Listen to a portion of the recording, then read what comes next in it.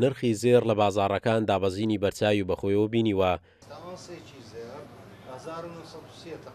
وتەبێژی سەندیکای زێڕنگرانی کوردستان دەڵێت پێشووتر نرخی یەک میسقال زێر زیاتر لە 460,000 دیناری تێپەڕاندبوو. دەتوانین بڵێین 5 مانجی ڕابردوو زێر ئەمە مسقالەکی عیار 21 لە ناو بازاری بە 475مان فرشت.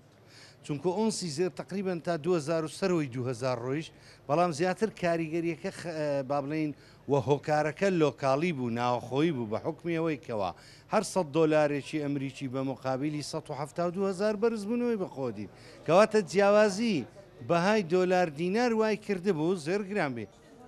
بەهۆی دابەزینی نرخەکەی خواستی کڕین زیادی کردووە لە ئەگەری بەرزبوونەوەی بەهای دینار بەرامبەر بە دۆلاری ئەمریکی نرخەکەی زیاتر دادەبەزێت.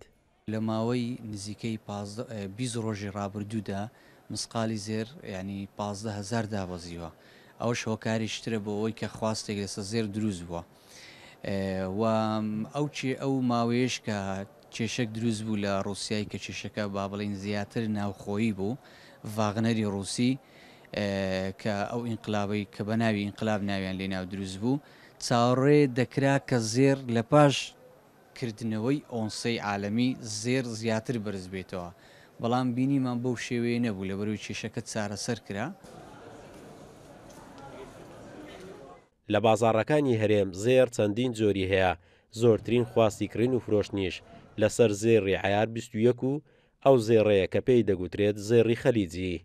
قارەمان جەوهەر، کورسات نیوز، هەولێر.